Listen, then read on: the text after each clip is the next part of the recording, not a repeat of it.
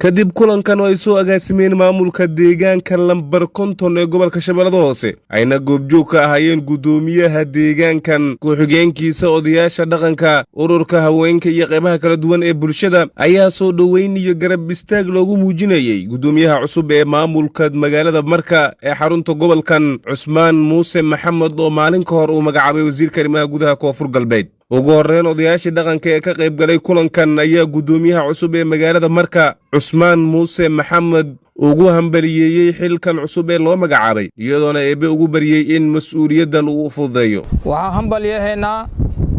gudoomiyaha Cusmaan Muuse Maxamed oo hambaliyeeynaa hambali waaye beesha oo baladka number 50 degmada number 50 waxay u hambaliyaysaa Cusmaan Muuse gudoomiyaha cusub soo dhawaaw hambaliyo leeyahay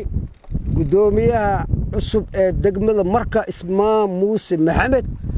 wa salaamantahay ismaan salaan kadib gacmo furan ku soo dhawaaw waxa joognaa lambar 50 ala kulli xaal jagada oo lagu magacaabay rag badanaa rabay in loo magacaabo laakiin rag ayaka rabo adiga ma rabani waa lagu rabaadi macnaha horta warka nuucaas waaye macnaha ismaan ciddii rabtii meesha inay tagto macnaha anaka ma raban anaka adiga ma raban laakiin waa is ognaay waxaa ku niri waa qaba heesaa jagadaas ismaan waa kugu khasabni waana qabati waa ku mahadsantahay waa ku soo dhaweeynaa mudane Cusmaan Muuse Maxamed soo dhaweyntiisa gudoomiyaha degmada gudoomiyaha degmada Marka waxaan soo dhaweynaynaa gudoomiyaha Cusmaan Maxamed aan soo dhaweynaynaa tan waxaa noo taasi odayaasha u sheegeen hordhac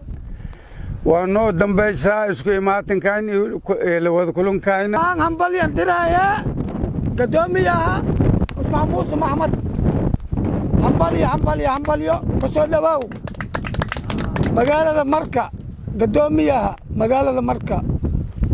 Shabeellada Hoose waxaan ka rabnaa badan iyo balaayadan ka jirto inaa nadiifka koyto waxa waata odaygii Shabeellada Hoose mas'uul sare gudoomiyaha gobolka Shabeellaha Hoose ee degmada Marka Cusmaan Muuse haliyay soo halgamay oo maanta anaga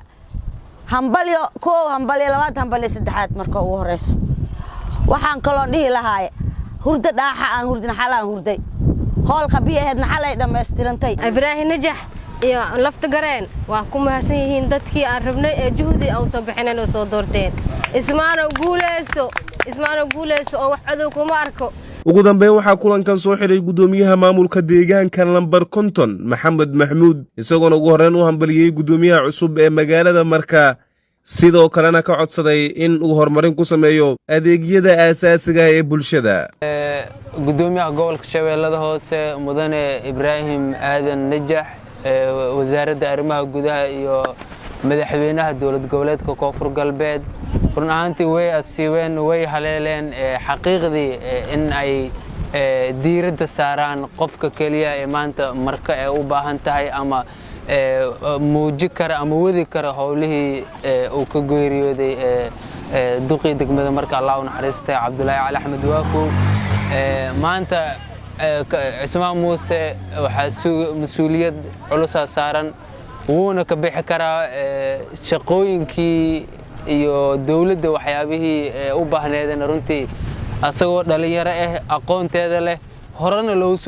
loo soo tijaabiyay degmada Marka asagoo taliyaha ururka 14 Oktoobar shaqadii markaas ka qabta ognahay howlgaladii jilib ilaa duleedka Marka shabaab loo nadiifiyaan marqaati kanay maanta qabiyadii shalay isku dhaafay dhameystirkeeda maanta loo magacaabay waana dhameystir doonaa 100% in isku guuleysto magaaladaas ceebaheeda asturo cadowgana natiijo sax ah iska keenno jecelnahay كمامل ahaan number 50 odayaasheeda haweenkeeda dhalinyaradeeda culimadeeda si guud waa garab taagan tahay wax walba oo hiil iyo hool asu baahan yahay gudoomiyaha degmada Marka waa la garab taaganahay haddii tahay naf haddii tahay maal haddii tahay ciidan kulli gudoomiye garabkaada naga file number 50 anaga waxa aaminsanahay marka meesha laga ilaaliyo inay number 50 tahay diiradeen adeeg ku saaran tahay waana kugu ilaali doonaa magaaladaas waajibaadkaada shaqana Allah kugu ceeb astiro Ibrahim Maxamed Mayow telefishinka iyo raadiyaha dalsan lambar 50 si aad ugu adeegato Premier Wallet kaliya taabo batanka Pay ku aadi kaamirada QR-ka goobta aad wax ka iibsanayso gali lacagta iyo faahfaahin kooban taabo Next kadibna Confirm ugu dambeyntiina gali MPin-kaaga si aad u dhamayso iibsashada Premier Wallet waa habka ugu casrisan ee aad ku adeegan karto maalin kasta